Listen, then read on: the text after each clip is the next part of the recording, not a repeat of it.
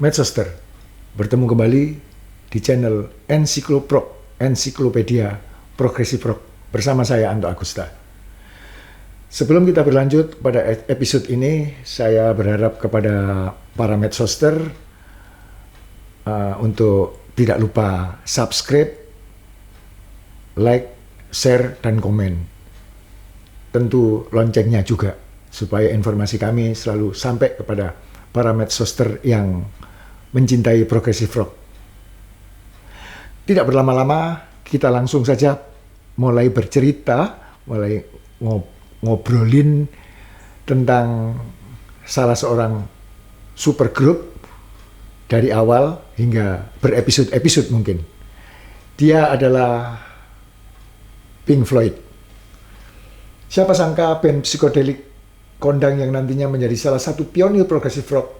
Awalnya dimulai dari jurusan arsitektur Politeknik London yang sekarang dikenal sebagai University of Westminster di Regent Street. Roger Waters pada bass, Nick Mason pada drum, dan Rich Wright pada keyboard.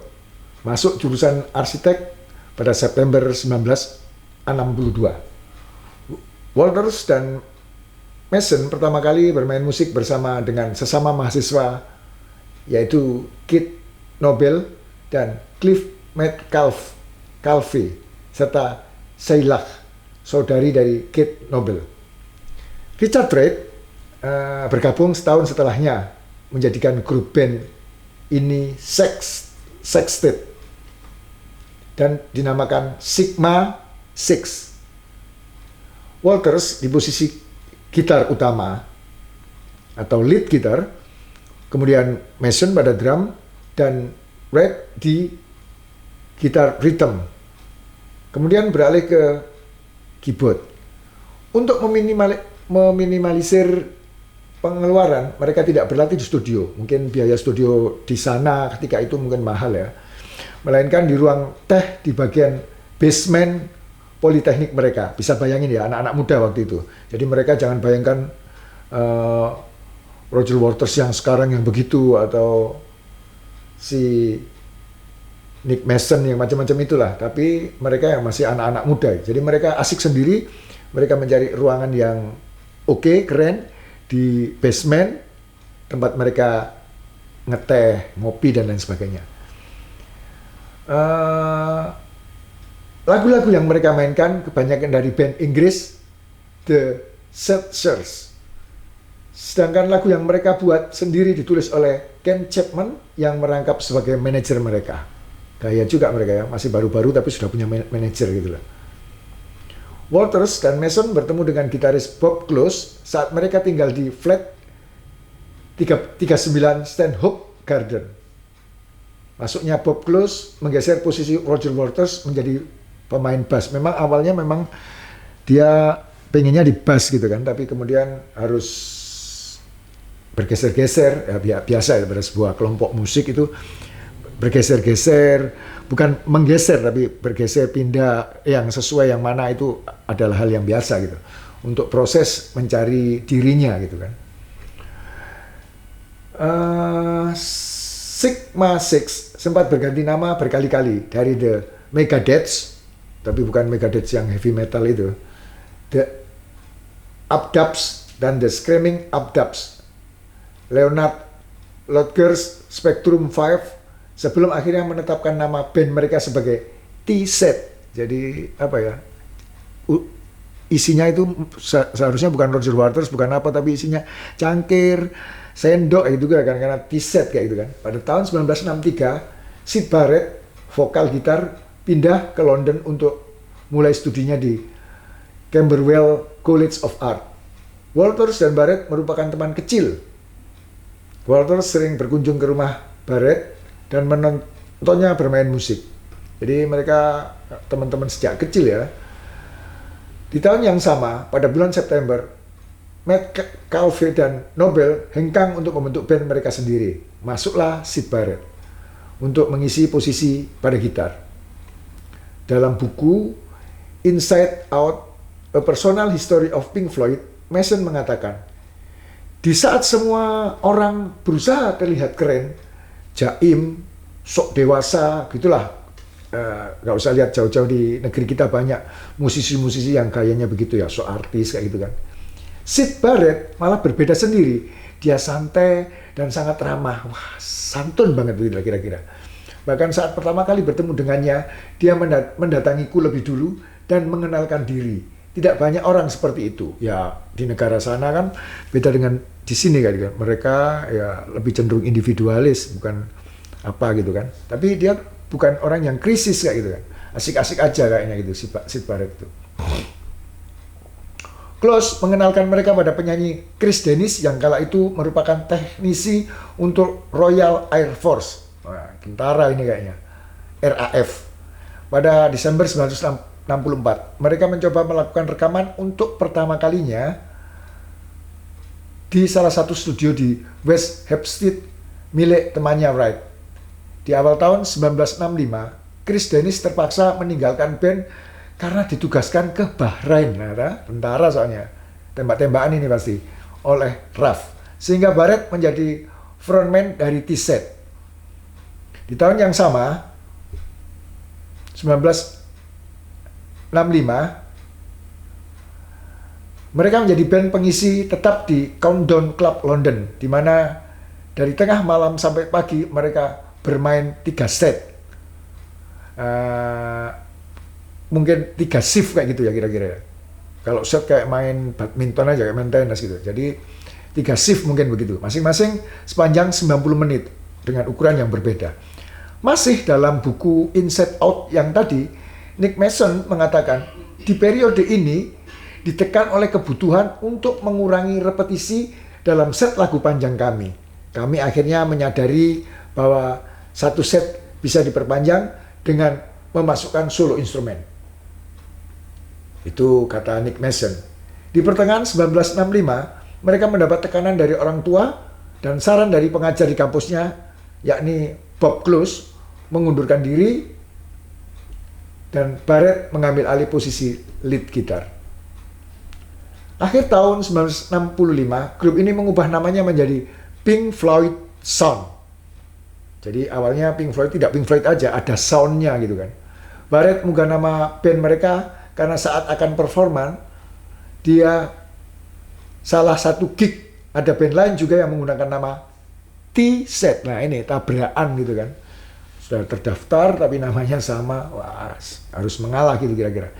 Nama Pink Floyd itu diambil dari gabungan dua musisi blues yang ada di koleksi musik Barrett, yaitu Pink Anderson dan Floyd Council.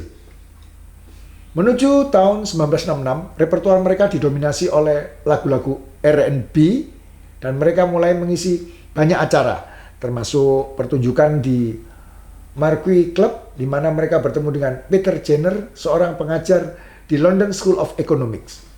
Jenner menyukai efek-efek sonik yang digunakan oleh Barrett dan Wright. Akhirnya ia dan partner bisnisnya, Andrew King, menjadi manajer pertama Pink Floyd Sound. Dengan sedikit pengalaman di bidang industri musik, mereka berdua mendirikan manajemen Black Hill Enterprise bersama Pink Floyd Sound. Di kala itu, menghabiskan sekitar 1.000 euro, sekarang sekitar 23.500 euro lah, cukup besar juga itu, untuk membeli peralatan dan instrumen baru. Mulai serius mereka sepertinya, mulai konsen di band mereka, kemudian alat-alat mereka belanja, sehingga sudah mulai ada konsentrasi ke sana. Gitu. Peter Jenner juga menyarankan agar mereka menghilangkan kata sound. Ya, jelek-jeleki kayaknya. Saya juga merasa kalau seandainya sampai sekarang, Pink Floyd Sound lucu jadinya gitu kan. Walaupun tidak lucu, serius tapi menggelikan kayak gitulah kira-kira. Jadi kata sound dihilangkan sehingga berganti lagi menjadi Pink Floyd saja, tapi bukan seperti Sri Mulat ya, sajanya terus jadi Pink Floyd saja atau Pink Floyd tok, itu bukan itu maksudnya. Ya Pink Floyd. Di bawah pimpinan Jenner dan King, Pink Floyd menjadi bagian dari skena musik underground Inggris. Jadi Pink Floyd yang begitu itu dulunya sempat underground juga loh. Salah satunya underground dari Inggris itu yang sejaman mungkin sama dia adalah Soft Machine. Sering bermain di berbagai venue seperti Marquess Club dan All Saints Hall. Lantas pada 15 Februari 1967, Pink Floyd menandatangani kontrak di EMI Record. Ini mulai keren ini. Langsung mendapat 5.000 euro. Saat ini sekitar 600.000 euro sebagai modal awal. EMI dengan label Columbia kemudian merilis single pertama mereka Arnold Lane dengan B-side Candy and a Current Band pada 10 Maret 1967. Walaupun Arnold Lane menemui kontroversi dan di-banned oleh beberapa radio karena membahas tentang budaya cross-dressing, pada akhirnya single ini berhasil menyentuh chart nomor 20 di Inggris. Berkat perjuangan dari tim sales dari EMI studio rekaman mereka itu, atau EMI Columbia. Selanjutnya merilis single kedua Pink Floyd dengan judul See Emily Play pada 16 Juni 1967. Hasilnya lebih baik dari single pertama. Kali ini menduduki nomor 6 di chart Inggris. Mereka diajak untuk perform di acara Top of the Pops milik BBC sebanyak 3 kali. 2 pertunjukan pertama berlangsung baik-baik saja. Tetapi di pertunjukan yang ketiga, gerak-gerik Barrett, nah ini, Syd Barrett, ini yang keren ini, mulai terlihat aneh. Disinilah pertama kalinya personil yang lain merasakan perubahan yang sangat signifikan dari seorang Syd Barrett yang ya dianggap motor sebagai seorang lead gitar di situ ya, yang tingkahnya sudah mulai aneh. Ternyata sejak awal 1967, Barrett mulai rutin menggunakan LSD. Nick Mason mengatakan, dia mulai semakin menjauh dari segala hal yang sedang terjadi. Jadi mulai apa ya, menarik diri gitu kan. Karena ya LSD itu kan efeknya memang bagi yang suka ya keren, tapi bagi yang tidak suka ya merusak segalanya gitu lah. Negosiator Pink Floyd, Brian Morrison, dan produser EMI Norman Smith memulai negosiasi perihal kontrak album pertama dengan band. Sesuai perjanjian, Pink Floyd setuju untuk merekam album pertama mereka di EMI Studio, London. Mason mengatakan bahwa rekaman album pertama itu berlangsung dengan lancar, tanpa masalah. Lain hal dengan yang dikatakan Norman Smith. Ia merasa Barrett tidak responsif terhadap masukan dan kritikannya. Lalu, EMI Columbia merilis album debut mereka, The Piper at the Gates of Dawn 1967. Pada Agustus, album ini meraih posisi 6, berlangsung selama 14 minggu di chart Inggris. Sebulan setelahnya, album ini dirilis ulang di bawah naungan Tower Record. Jadi ada 2, yang EMI tadi ada juga Tower juga gitu. Di masa-masa ini Pink Floyd semakin banyak penontonnya, terutama saat mereka melakukan konser di UFO Club. Namun keadaan mental Syd Barrett semakin menjadi masalah yang serius. LSD, mendem, mabuk, fly. Waters, Mason, dan Wright awalnya merasa tingkah laku Barrett ini hanyalah sebuah fase mungkin. Proses begitu kan, namanya juga seniman kayak gitu. Tapi beberapa orang termasuk Jenner dan asistennya June Child dalam wawancara dengan Nicholas Schaffner mengatakan, aku menemukan Barrett di ruang ganti dan dia terlihat sangat berantakan, kacau balau maksudnya. Ya namanya orang mendem kan, mabuk, ya begitulah. Aku dan Waters mengangkat dan membawanya ke panggung. Namun saat band mulai bermain, Syd Barrett hanya berdiri mematung di sana. Gitarnya menggantung di leher, tetapi tangannya diam saja. Asik kan itu? Jadi gitaris patung gitu kan. Diam, tenang, sudah nggak peduli apa-apa. Gitarnya hanya menggantung. Keren. Banyak pertunjukan besar yang harus Pink Floyd gagalkan karena kondisi Syd Barrett yang semakin awur-awuran gitu lah kira-kira. Salah satunya National Jazz and Blues Festival. Walters membuat perjanjian dengan psikiater kondang asal Skotlandia, R.D. Laing, untuk berkonsultasi dengan Barrett. Namun Barrett tidak mau keluar dari mobil. Tenang itulah, duduk diam gitu lagi. Berbagai psikiater dan dokter yang sudah dikenal di kalangan musik underground sudah dikerahkan. Tetapi tidak ada perubahan yang terlihat pada Syd Barrett. Mungkin semakin parah kayaknya. Saat tur Amerika berjalan, tepatnya di acara American Bandstand yang dipandu Dick Clark dan Pat Boone di bulan November 1967, Barrett merespon pertanyaan host dengan buruk dan kadang bahkan tidak menjawab sama sekali. Ya itu, diam, tenang, tapi pikirannya kemana-mana. Puncaknya ketika mereka memainkan lagu Apples and Oranges yang merupakan single baru. Barrett hanya diam saja dan menatap kosong, jadi kayak orang gila gitu lah. Nah, diam kayak gitu. Di bagian akhir lagu, di mana masih ada part yang seharusnya ia nyanyikan. Setelah episode yang memalukan ini, Andrew King mengakhiri tur Amerika dan memulangkan mereka ke Inggris. Ya siapa orangnya yang tahan kayak gitu kan? Diem apa nggak jelas, terus mematung, bawa gitar kayak gitu kan. Emang jadi apa itu manekin lah kayak gitu kan. Kayak lucu kan jadinya gitu loh. Desember 1967 di puncak krisis mereka dengan Barrett, Pink Floyd menambahkan satu gitaris baru, yaitu David Gilmour. Gilmour sudah mengenal Barrett. Mereka berdua merupakan teman satu sekolah di Cambridge Geyser College of Art and Technology pada tahun 1962. Bahkan mereka sering menghabiskan waktu makan siang bersama untuk bermain gitar. Jadi mereka sering bermain-main gitar bersama, berduet gitar kayak gitulah. Pada Januari 1968, Black Hill Enterprise mengumumkan Gilmour sebagai personil baru secara resmi. Maksudnya awalnya adalah untuk menggantikan Barrett yang digeser menjadi penulis lagu saja. Agaknya dirasa Barrett semakin kacau kayak gitu kan. Jadi baik dalam menulis lirik ataupun perform sudah nggak beres kayak gitu kan. Salah satu ekspresi frustasi Barrett adalah ketika ia diharapkan untuk menulis single hit lagi setelah kesuksesan Arnold Layne dan C. Emily Play, ia malah menulis lagu Have You Got It Yet, ya kan? Aneh tuh.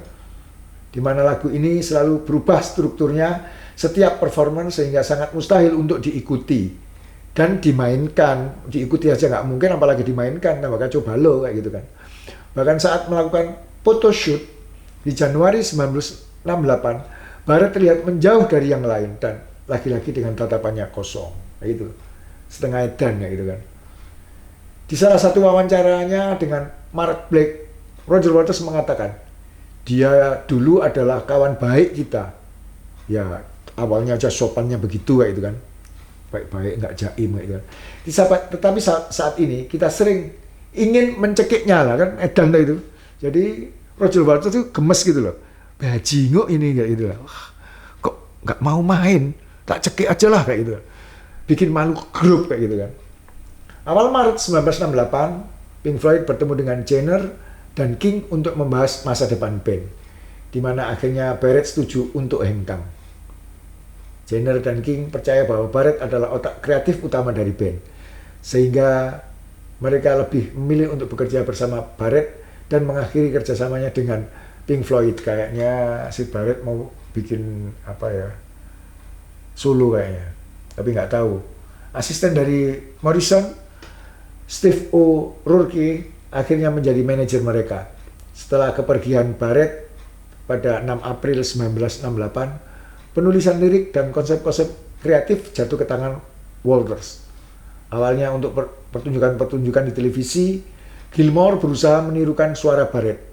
Namun pada akhirnya mereka lebih memilih untuk tidak memainkan lagu-lagu Barrett untuk menghormatinya.